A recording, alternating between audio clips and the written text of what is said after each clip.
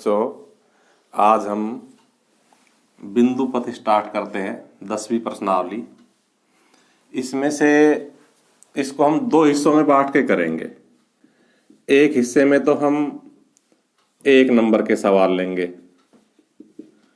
जब ये हिस्सा हमारा समाप्त हो जाएगा तो फिर हम ये हिस्सा शुरू करेंगे। यहाँ से आपका 2 का, 3 का, 4 का सवाल आ सकता है। तो हम 1, 2, 3 जितनी भी वीडियो बनती है वो पहले 1 अंक वाली बनाएंगे। इसमें आपका ऑब्जेक्टिव क्वेश्चन भी बन सकता है और डायरेक्ट 1 नंबर का क्वेश्चन भी बन सकता है। तो हम 1-1 नंबर के क्वेश्चन शुरू करते हैं। तो सबसे पहले 1 नंबर का क्वेश्चन में बिंदु पथ की परिभाषा भी आ सकती है। तो सबसे पहला हमारा हो जाएगा बिंदु पथ यानी कि परिभाषा। इसमें क्या होता है कि सवाल में कुछ प्रतिबंध दिए होते हैं। उन प्रतिबंधों से हम बिंदुओं को ढूंढते हैं और उन बिंदुओं से जो आकृति बन जाती है उसे बिंदु पथ कहते हैं। यानी कि इसकी परिभाषा क्या हुई? दी गई शर्त को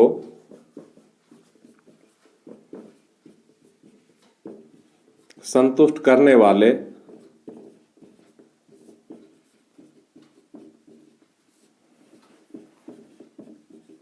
बिंदुओं के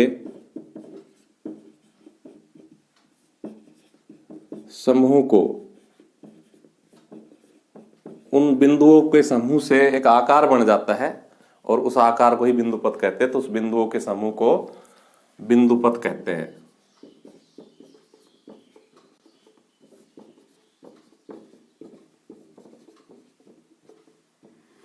ये हुई आपकी बिंदु पथ की परिभाषा। 1 नंबर की आ सकती है, ऑब्जेक्टिव बना के भी दे सकता है। नंबर 2, अब हम अपना अगला क्वेश्चन लेते हैं 1 ही नंबर का कि किसी बिंदु से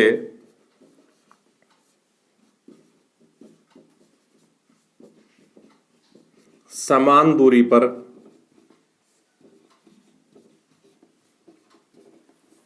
रहने वाले बिंदुओं का बिंदु पथ लिखिए।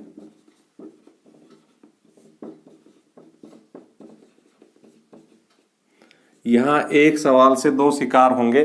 पहले तो ये शिकार करते हैं जो हमने लिखा है और फिर दूसरी बात बताएंगे। तो देखिए, हम चाहे तो अपना एक आकार बनाने की कोशिश कर सकते हैं कि भाई ये एक बिंदु है, किसी बिंदु से तो ये वो ले लिया वो बिंदु हमने। इससे समान दूरी पर रहने वाले बिंदु हम ढूंढ ले। तो मान लो इससे हमने समान दूरी पर रहने वाला ये बिंदु ले लिया। कोई भी एक साइज हम तय कर ले, फिर वो छोटा बड़ा नहीं होता हो तो वो हो जाएगा। इस मार्कर को ही ले लेते हैं हम। मान लो हमने ये इस बिंदु से इतनी दूरी पर ये बिंदु ले लिया। ये तो इस प्रकार से ये जो बिंदु लेंगे तो यहाँ से आएगा। इससे इतनी दूरी पर ये बिंदु हो सकता है, इससे इतनी दूरी पर ये बिंदु हो सकता है, इससे इतनी ही दूरी पर ये बिंदु हो सकता है, इतनी ही दूरी पर ये बिंदु हो सकता है। इस प्रकार से हम एक निश्चित दूरी पर, यानी कभी ज्यादा कभी कम दूरी पर नहीं लेंगे। इस प्रकार से हम बिंदु ले लेंगे। तो देखिए, इन बिंदुओं से एक समूह आकार बनता जा रहा है। आप देख रहे होंगे कि इन बिंदुओं को मिलाने से एक आकार बनता जा रहा है। आपको हो सकता है नहीं दिखाई दे रहा हो क्योंकि ये डॉट बहुत बारीक दिख रहे होंगे स्क्रीन पे। मैं मोटे करते जा रहा हूं इनको। तो ये सारे बिंदु है ना, ये इस बिंदु से एक निश्चित दूरी पर है और ये एक आकार बन गया होगा और इस आकार का नाम क्या हो गया? वृत्त हो गया।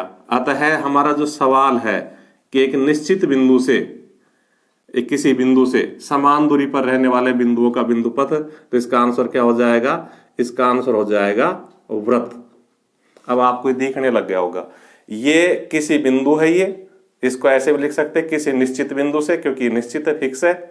समान दूरी पर, ये समान दूरी पर रहने वाले जितने बिंदु है, इससे कोई से भी बिंदु की दूरी नाप लेंगे तो उतनी आएगी। इनका बिंदु पथ क्या है? तो क्या आकार बन गया? ये वृत्त बन गया। इस तरह से हम उसका आकार बनाकर लिख सकते हैं कि वृत्त। अगर इसका ज्यादा डिटेल में आंसर लिखना चाहो तो ऐसे भी लिख सकते हो कि या लगा के, यानी कि या तो उसी को लिखे आना, और अगर आप ज्यादा विस्तार से लिखना चाहो तो ऐसे लिख सकते हो कि निश्चित दूरी का, क्योंकि जो समान दूरी है ना, इसको निश्चित दूरी भी कह सकते हैं। निश्चित त्रिज्या का, जो भी वो त्रिज्या दी हुई है उसका वृत्त।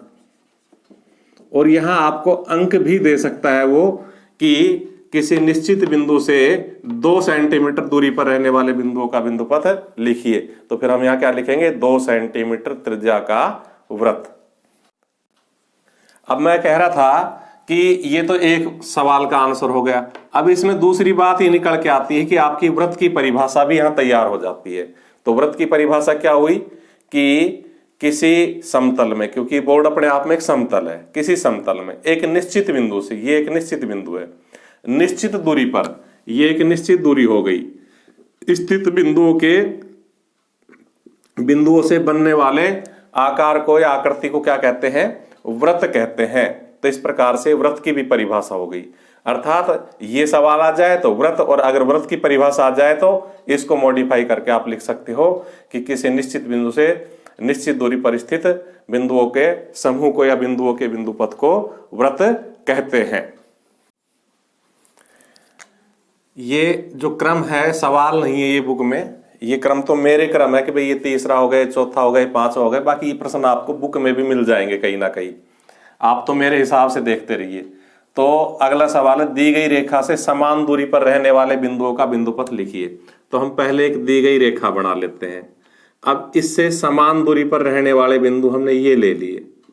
ये देखो, ये सारे के सारे बिंदु को ऐसे को नाप लो, इससे समान दूरी पर है, लेकिन ये बिंदु इधर भी हो सकते हैं। तो जो दी गई शर्त है वो क्या है कि भाई एक रेखा से समान दूरी पर रहने वाले बिंदुओं का बिंदुपथ। तो हमने एक दी गई रेखा से समान दूरी पर रहने वाले बिंदुओं का एक समूह बना लिया, और उन समूह से जो आकार बन जाएगा वही हमारा आंसर होगा। मैंने परिभाषा में बताया है। तो क्या आकार बन गया, दी गई रेखा के समांतर युगल रेखा है, क्योंकि जो दो रेखा है उनको युगल रेखा बोलते हैं। तो इसका आंसर क्या हो जाएगा, दी गई रेखा के समांतर युगल रेखाएं।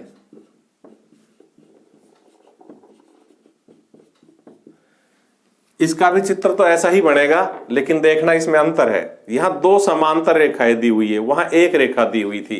तो ये हमने 2 समांतर रेखाएं ले ली। से समान दूरी पर रहने वाले बिंदुओं का बिंदुपथ लिखिए। इन दोनों से ही समान दूरी पर ये बिंदु है, जो उस ऊपर वाली से भी उतनी दूर है और नीचे वाली से भी उतनी दूर है। तो ये 2 समांतर रेखाओं से समान दूरी पर रहने वाले बिंदु हमने ढूंढ लिए। क्या आकार बन गया, दोनों समांतर रेखाओं के मध्य की समांतर रेखा। तो क्या आंसर हो जाएगा, दोनों समांतर रेखाओं के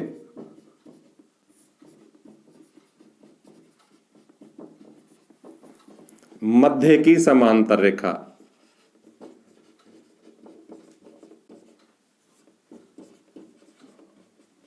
तो कुल मिला के इसमें आप प्रश्न को पढ़ते जाओ, उसका चित्र बनाते जाओ और उससे जो आकार बने वो लिखते जाओ। 5वां देखिए, 2 बिंदुओं से समान दूरी पर रहने वाले। देखो हमने ये 2 बिंदु ले लिए, एक तो ये और एक ये। इन दोनों से समान दूरी पर रहने वाले बिंदु ढूंढ लिए हमने। तो देखो, इन दोनों से समान दूरी पर रहने वाला ये बिंदु है, इससे भी उतनी दूर है, इससे भी उतनी दूर है। ये बिंदु है, इससे भी उतनी दूर है, इससे भी उतनी दूर है।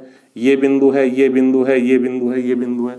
ये दोनों बराबर दूरी पर है। जितने इस बिंदु की दूरी इससे है उतनी इससे है। ऐसे ही ये नीचे की ओर भी हो सकते हैं। तो ये क्या आकार बन गया, ये आकार बन गया, अगर हम इन दोनों बिंदुओं को मिलाए तो इन दोनों बिंदुओं को मिलाने वाले रेखाखंड का ये क्या बन गया, लंब समद्विभाजक बन गया।